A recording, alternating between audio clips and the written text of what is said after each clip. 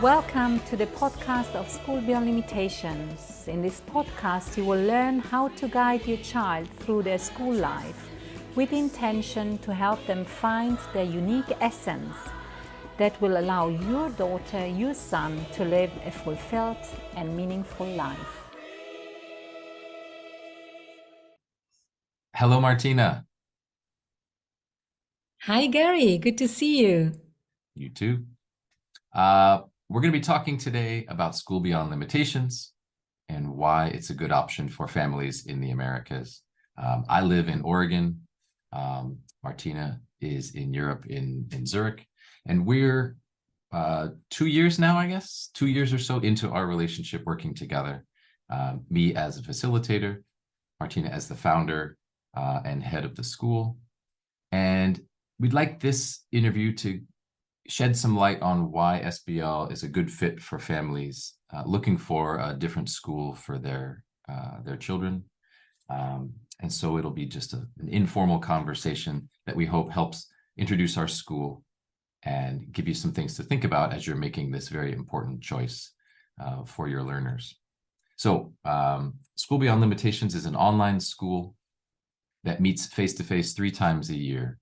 Just a couple of weeks ago, we were in Milan. It's already feeling like a long time ago, but it was only a couple of weeks ago. And soon to be meeting up again in June for the end of the year residential program in Malta. And so one thing that I think is important for everyone to know about SBL is that we do combine some of the best aspects of face-to-face school with a mostly online setting.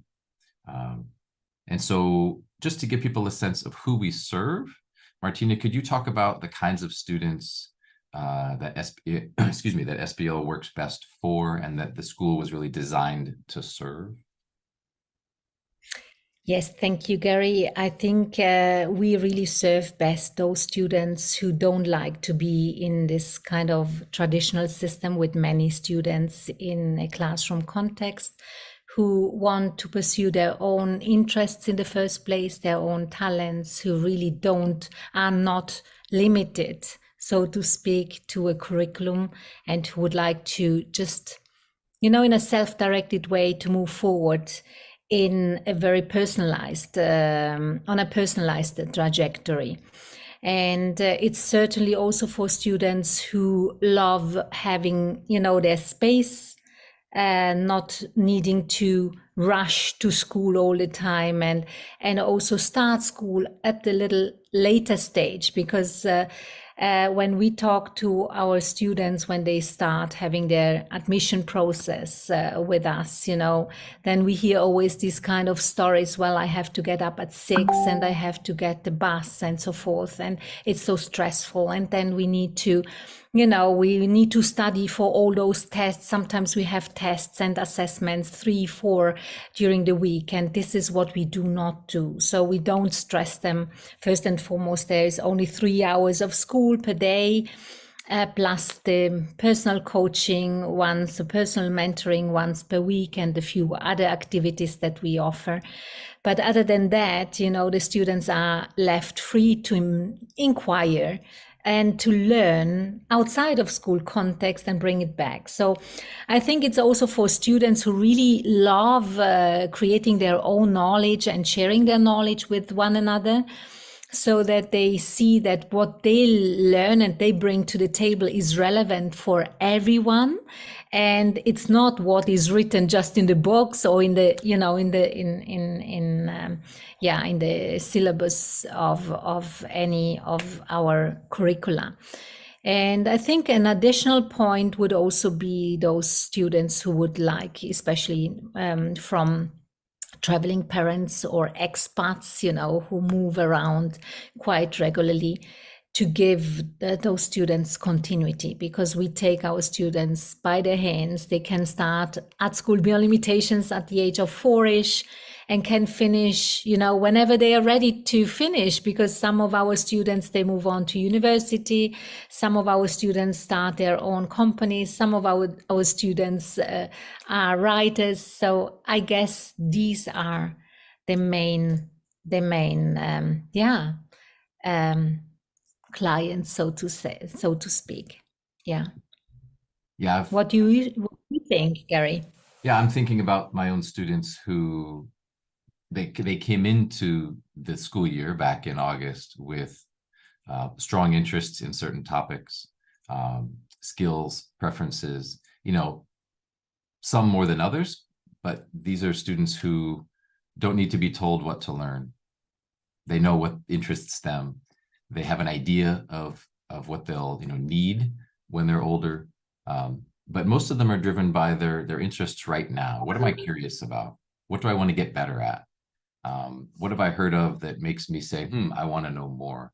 And so having that freedom, those hours of the day where they are free to pursue, as well as playing outside and doing all the things we know are good for their overall health, um, is a better fit for them than a prescribed course of study that adults have decided is important. Not that adults are wrong about math being important and reading being important. We still emphasize the fundamentals, but once a student can read and find trustworthy information, why are adults telling them what to learn? I don't know. I think kids push back in traditional schools in a million different ways, and it's time that adults started listening to that and saying, yeah, why am I deciding for you what I think is important, especially if that decision is based on what someone 25 years told me was important.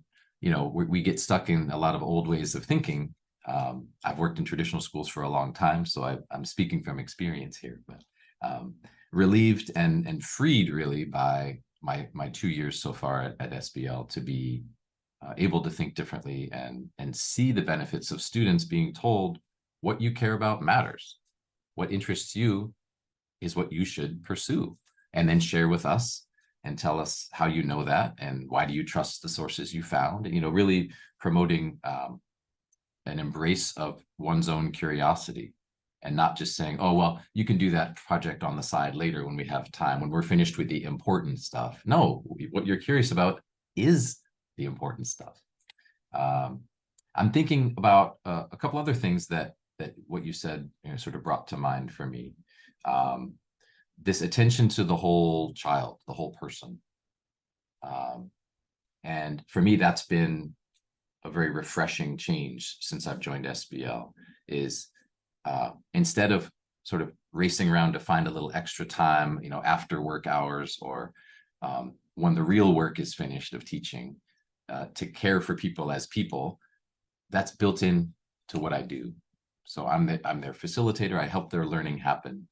And I'm their coach. I'm their mentor. I'm here to say, how are you growing? How are you eating and sleeping? Like you said, starting at 9 a.m. respects the very basic biological need to get some rest.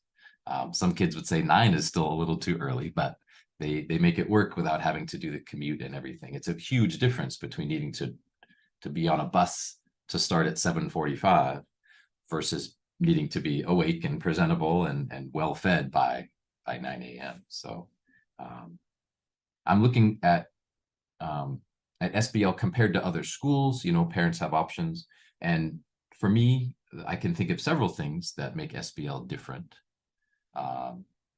compared to other online school options. And for you, as the creator of the school, I'm curious what you would say differentiates SBL besides the things we've already talked about. What makes it special for you when you think about the options that parents have? Actually, what you just said, Gary, is very, very distinguishes SBL from other schools, because we put such a huge emphasis on the entire human being, on the growth of the entire human being. So we care about the emotional aspect, we care about the physical aspect, we care about what they eat, we care about making them aware, so helping them understand that it's always their choice, whatever they do in their lives, so that they experience that and that they are taken by their hand. Sometimes they may take also or make wrong choices, because according to SBL, the right choice is a choice that doesn't harm anybody. it doesn't harm the other person, it doesn't harm myself. So it's a choice where I actually appreciate myself and the others. And that's a very important thing. First, I need to feel well within myself. So that's certainly a very distinguishing point of SPL, that we put such a huge emphasis in also listening carefully, actively to our students, and not just saying, this is what you need to do. It's actually creating with them, also the SPL learning and school environment. That doesn't mean that it's always working perfectly well, but they are then made aware, listen, these are agreements that we created together, and you were on board with that from the very beginning. So let's reflect. So it's based on reflection. I think reflection is a very important part. And also based on what you said before, it's interests, but the interests go further. There is also this entrepreneurial aspect that when we see that there is a student, you have a few students within your classroom context who have been doing brilliantly well. I mean, they have created a first aid course for the entire school community. They held it in Milan for everyone who wanted to do it live in Milan, So I think this is what we want to happen, so that they see what I'm saying is relevant. It's not only relevant for myself and for the others, but also it may be relevant for more people, and that may become also an income source for myself, so that they start thinking in an entrepreneurial way. That's certainly different. And also the collaboration, I think what you also mentioned before, is different. It's not just for the sake of collaborating. It's really taking each and everyone very seriously, as long as we are aware that we do appreciate the other person as much as we appreciate ourselves, right? And also one other aspect, in my view, which is also very different, is this aspect of non-being judgmental. So I step back. I do not judge another person on the basis of what I see. I try to understand. And once I understand, then I help the other person to understand, and that takes us, of course, towards, a very mindful and appreciative way of being together, and of creating then something for society, maybe at the end of the day, because it makes a big difference. So it's not only written down, it's actually put into action in everything we do. So I think that's it. And we really care, as you do. Gary, you came all the way from Oregon over to Milan because you wanted to see your students. And I remember last year, last school year, when you came to Rotterdam, you even extended your stay because you wanted to meet your other students in real life. And this is it. This is the relationship, the caring. Yeah. Yeah. I think the what you said about the paying attention to what we're seeing, this idea that we need to really get to know the students. A lot of our students had, difficult experiences in traditional schools, and maybe for them, sometimes teachers are a little bit suspect or a little bit scary. And I think the love that SPL teachers are encouraged to act on, it's why we became teachers, is because we love young people and helping them grow into even better versions of themselves. I really appreciate that I get to play that role. Sometimes it feels almost like a parental role, as you're looking out for these kids and helping them make good decisions and reflect on what they've done and who they want to be.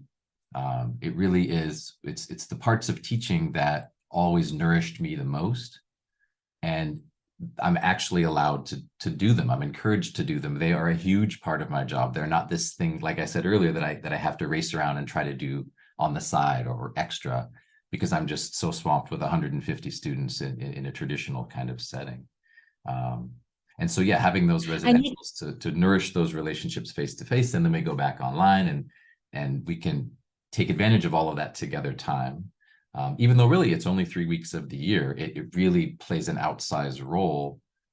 We get a lot of, as we say in English, a lot of bang for the buck when it comes to those those few days together that we can draw on and remember, and it makes us so much more real when they see us in 3D. Yeah. What were you going to say? No, I just wanted to say, to back up what you were saying right now. Before we had this conversation, I had a conversation with a parent of one of your students, and and he mentioned that his child has connected so extremely well with you, that he sees in you a friend, and this is beautiful when you hear this coming from a parent, and they say, "Oh, Gary," or in this case, Gary. But when you see that this relationship is so strong, and that's very unique, yes, and Yeah, that's I look mhm. forward to, yeah, I mean, I just heard from a student from 2006, not long ago. For me, teaching lets me be around other people who love to learn. I can share my love of learning. We're two people who just so happen to be in the same classroom. Yes, I'm older. Yes, I know more about how to find information, but I've always seen myself as the sort of the head learner in the room. And I think students and families respond to that somewhat, because in the end, we're just people. I have my own struggles. There's things I'm working on, trying to grow, trying to improve. So I can relate when I see students who are, they struggle with things and they want to achieve things and improve.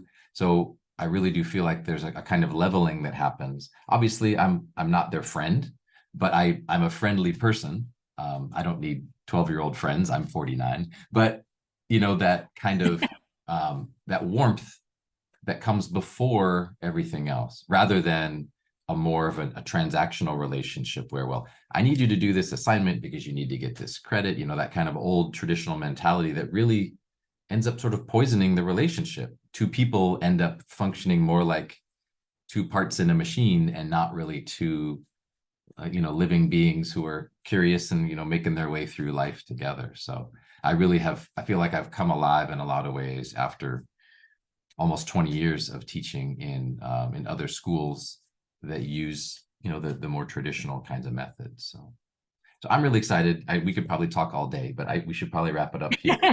um, And it's and beautiful, That's beautiful when you hear that you feel that you are alive now after 20 years of teaching, that you have started to feel alive again. That's so beautiful.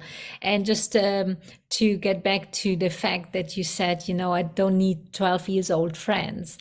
But the friendship that is built within School Beyond Limitations is an appreciative friendship, where there is the possibility of being a friend with a 4 years old, and or with a 60 years old, or with a whatever, because it's this kind of, as you said, this kind of connection that you create, and appreciative and respectful connection that there is.